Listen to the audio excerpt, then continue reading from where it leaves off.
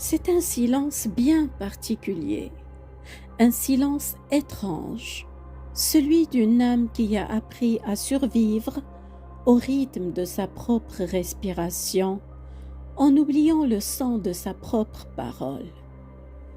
Je vous parle d'un silence qui ne vient pas d'un choix, mais d'un renoncement, d'un oubli, l'oubli de sa propre voix. Une voix qui n'a jamais été autorisée à exister sans être attaquée.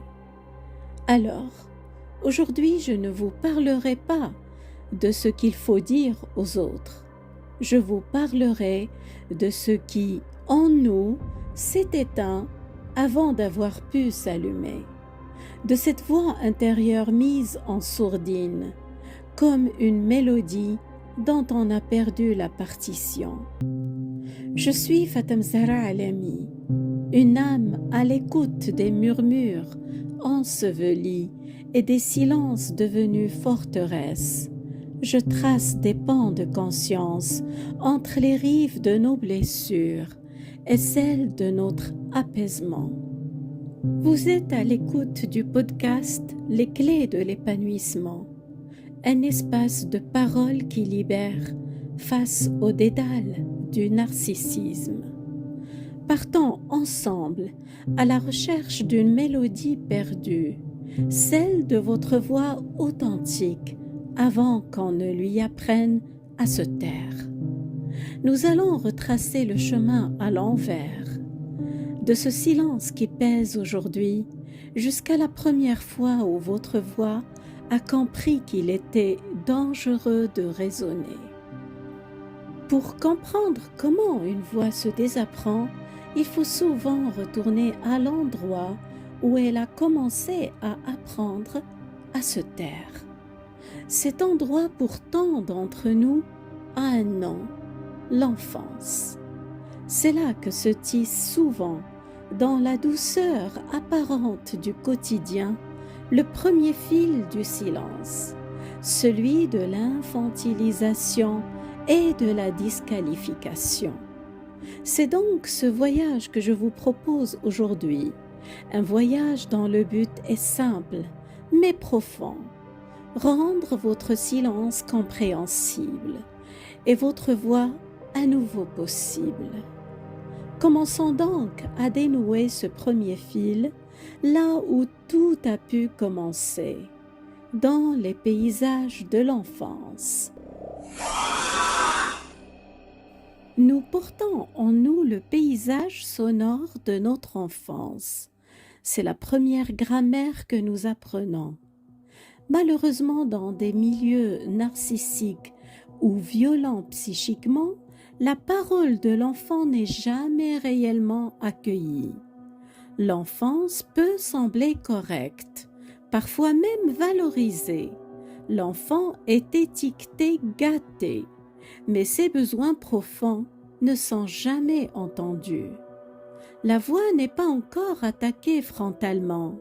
Elle est niée, minimisée, moquée, traitée comme sans importance. On rit de ce qu'elle dit, on n'écoute pas jusqu'au bout, on fait comme si rien n'avait été entendu. La parole n'est ni protégée ni reconnue. Le message implicite est clair. Ce que tu penses n'a pas de valeur. Peu à peu, l'enfant apprend que parler ne sert à rien, que sa voix est sans importance, qu'elle peut être tournée en dérision et n'est jamais prise au sérieux. Alors, il observe, il se tait, il intériorise. C'est la première atteinte identitaire, la première anesthésie de la voix. Elle commence à se retirer, à chercher refuge dans le corps, dans l'intérieur, là où elle ne risque pas d'être attaquée. Ce silence n'est pas un trait de caractère, c'est une adaptation, un mécanisme de survie. Le premier silence est un silence de regard intérieur. On cesse de croire ce que l'on voit. On apprend à douter de l'évidence de son âme. Une fois ce doute installé, le terrain est préparé. La voie n'a plus de socle sur lequel se tenir. Elle vacille déjà, avant même d'avoir tenté de se faire entendre. On ne perd pas sa voix. On apprend simplement à ne pas l'utiliser là où elle est dangereuse. À l'adolescence, quelque chose change radicalement. La parole qui cherche à se différencier devient dérangeante. Elle n'est plus une parole d'enfant. Elle affirme, elle questionne, elle se singularise. Et dans les systèmes narcissiques, cette singularité devient une menace directe. Il ne s'agit plus d'ignorer doucement la voix. Il s'agit maintenant de l'écraser. La parole n'est plus seulement minimisée, elle est attaquée de front, ridiculisée, réprimée. Toute tentative de construction identitaire, comme le style, les idées, les amitiés, est vécue comme une transgression. Même le corps devient un champ de bataille. L'apparence est contrôlée et commentée. Les choix personnels sont attaqués. La simple expression de soi est perçue comme une faute morale. Le message implicite est d'une brutalité totale. Tu n'as pas le droit d'exister en tant que sujet séparé. Pourtant, au départ, la voix tente désespérément de revenir, parfois par la révolte, par les cris, par la colère, non pas par immaturité, mais pour tenter d'exister à voix haute dans un climat régi par la loi du plus fort.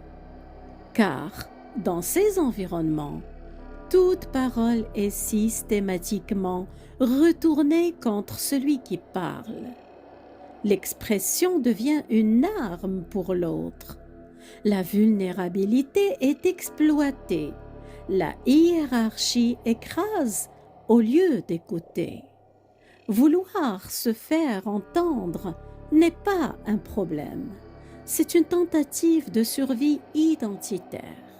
Mais dans un système narcissique, la révolte est punie, la parole est disqualifiée, l'émotion est capturée et utilisée comme preuve de l'instabilité ou de la méchanceté. Alors la voix apprend la leçon ultime, que même forte, même criée, elle ne sera jamais entendue, elle sera seulement utilisée. Chaque tentative de parole déclenche une contre-attaque ritualisée, un détournement habile de la conversation, un interrogatoire sur un point secondaire, une interruption cinglante, un changement brutal de thème. Ce n'est pas un malentendu, c'est un refus actif de reconnaître l'être séparé qui émerge. La parole n'est jamais accueillie pour son contenu. Elle n'est qu'un prétexte pour contrôler, envahir, disqualifier. La confidence est trahie. Le non n'est pas entendu, mais broyé. À ce stade, le silence n'est plus un simple retrait. Il devient une stratégie de survie consciente, une manière douloureuse d'être au monde en se rendant invisible pour exister encore un peu. À l'âge adulte, le mécanisme se raffine. Il devient une technologie du silence. La personne parle, mais on ne répond jamais au fond. On répond au contour, on s'attaque au contexte, au temps, à un mot malheureux. On déplace l'attention vers un détail insignifiant. On fragmente le récit en 1000 morceaux pour qu'il perde son sens. On invalide par le déni, l'ironie, les cris, ou le silence châtiment. Le résultat est un vertige. La parole n'atterrit jamais. Elle est détournée en plein vol. Elle ne rejoint aucun port. C'est ici que s'installe la disqualification intellectuelle la plus corrosive. La personne a pourtant étudié. Elle a une expertise, une pensée qui s'est construite. Elle parle parfois de son domaine, de ce qu'elle sait. Et pourtant, on s'étonne qu'elle sache. On questionne avec une fausse naïveté la légitimité de son savoir. Comment tu sais ça, toi? On critique la source. On dévalorise le sujet. On ironise sur l'intérêt même de la pensée. Parfois même, on jalouse la pensée elle-même, comme si posséder une idée personnelle était un privilège indécent. Le message implicite est clair et il se grave dans le marbre de l'identité. Tu n'es pas censé savoir, tu n'es pas censé penser, tu n'es pas censé avoir une voix propre à toi. C'est à ce stade que la parole spontanée commence à se figer durablement. La voix est attaquée non pour ce qu'elle dit, mais pour ce qu'elle révèle. Une subjectivité. Et cette subjectivité est une menace pour l'ordre narcissique qui ne supporte qu'une seule conscience, la sienne.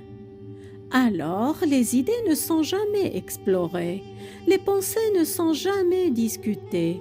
En revanche, le corps, l'apparence, le choix d'un vêtement, un détail matériel, eux, sont scrutés et commentés. La personne n'est plus reconnue comme un esprit. Elle est réduite à une fonction, à une image, à un objet utile ou décoratif. C'est une atteinte identitaire profonde, car parler, c'est redevenir sujet. C'est affirmer « je pense donc je suis ». Alors chaque prise de parole est neutralisée, comme on désamorce une bombe. À force de vivre cela, quelque chose de lourd s'installe, une présomption d'inutilité. On apprend dans sa chair que parler ne mène nulle part. Alors, on anticipe l'interruption. On écourte ses phrases. On simplifie son propos pour qu'il soit plus difficile à attaquer. On le neutralise.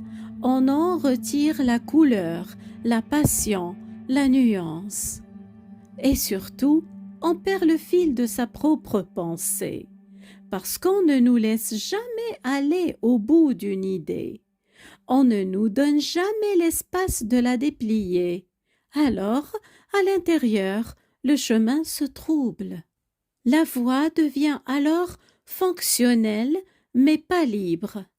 Elle peut parfaitement s'exprimer dans des cadres structurés, le travail, les études, l'enseignement, parce que là, il y a des règles, un rôle à jouer, une utilité reconnue, une distance émotionnelle qui protège. Elle est la voix du rôle, pas de la personne. Mais dès qu'il s'agit de parler spontanément, d'exprimer une pensée personnelle, un besoin, une préférence fragile, le corps se souvient, la mémoire de la violence se réveille. La voix ne disparaît pas, elle se fige, comme un animal qui sent le prédateur. Elle se retire dans un silence intérieur, un silence de protection. Ce n'est plus un manque de mots, c'est une surabondance de mots retenus par sagesse, par mémoire, par survie. Alors comment fait-on? Comment déverrouille-t-on ce qui a été scellé par la survie? Comment retrouve-t-on un sang que le corps a appris à craindre? La première étape paradoxale est celle-ci.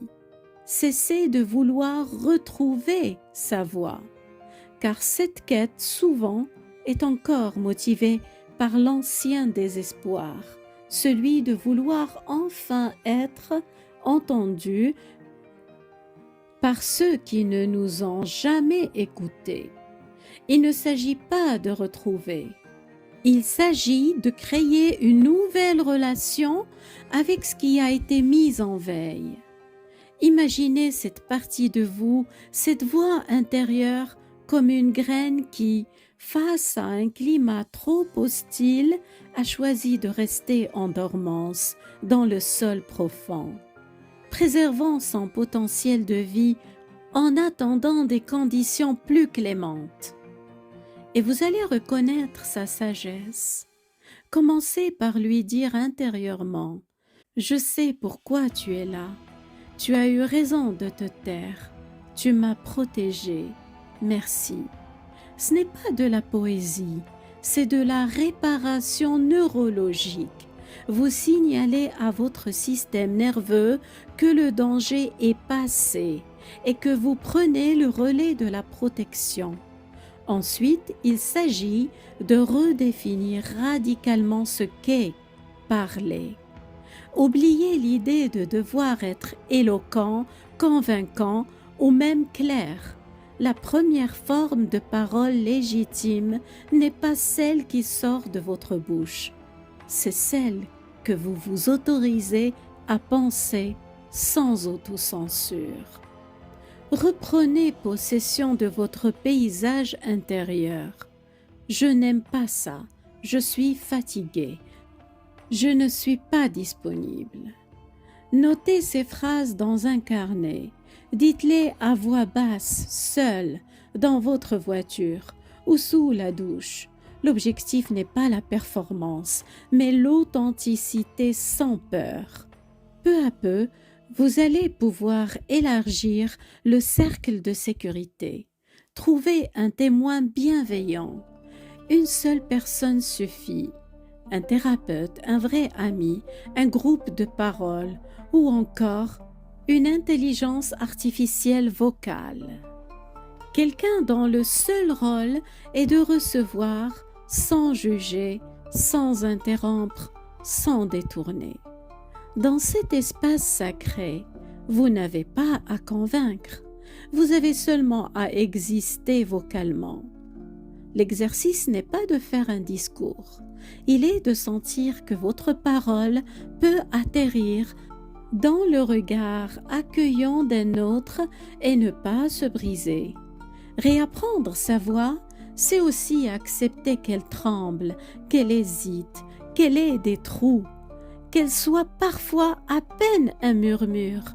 Ce tremblement n'est pas un défaut, c'est la preuve que vous êtes en train de désapprendre la loi du silence. C'est la glace qui craque sous un soleil nouveau. Honorez ce tremblement comme le signe le plus courageux qui soit, celui de la vie qui reprend ses droits, malgré la mémoire de la peur. En parallèle, nourrissez la voix qui écoute. Devenez pour vous-même l'auditeur que vous n'avez jamais eu. Quand une pensée émerge, au lieu de la chasser ou de la juger, accueillez-la. Ah, voilà ce que je pense. C'est curieux. Vous n'êtes plus le juge de votre propre parole. Vous en devenez le curateur, le gardien bienveillant. Et un jour, vous ferez cette découverte libératrice. La puissance de votre voix ne se mesure pas au volume, mais à votre capacité à dire non à ce qui vous diminue et oui à ce qui vous respecte. Sa vraie force est dans le choix qu'elle incarne. Choisir de se taire, non plus par peur, mais par souveraineté. Choisir de parler, non plus pour supplier d'être entendu, mais pour affirmer « je suis ici ». Alors, la voix ne revient pas comme un objet perdu. Elle émerge comme une nouvelle fonction organique de votre être. Elle n'est plus une arme ou un bouclier. Elle devient un pont, d'abord entre vous et vous, puis entre vous et le monde. Vous ne récupérez pas la voix de l'enfant que vous étiez. Vous donnez naissance à la voix de l'adulte que vous êtes devenu. Un être qui connaît le prix de la parole et qui choisit en pleine conscience de la déposer dans un monde qui, enfin, mérite de l'entendre. Dans notre prochain épisode, nous irons plus loin encore. Nous parlerons de ce qui se cristallise après tant d'années quand cette adaptation devient un verrou à l'intérieur même de l'identité. Nous décoderons ensemble les signes de ce verrou identitaire pour comprendre comment, parfois, la protection peut se transformer en prison intérieure et comment continuer à s'en libérer. D'ici là, je vous invite à écouter avec douceur ce qui en vous commence à murmurer, à honorer le tremblement, à reconnaître la sagesse de votre propre silence. Prenez bien soin de vous et de votre parole, elle est précieuse. Je vous dis à très bientôt au micro des clés de l'épanouissement.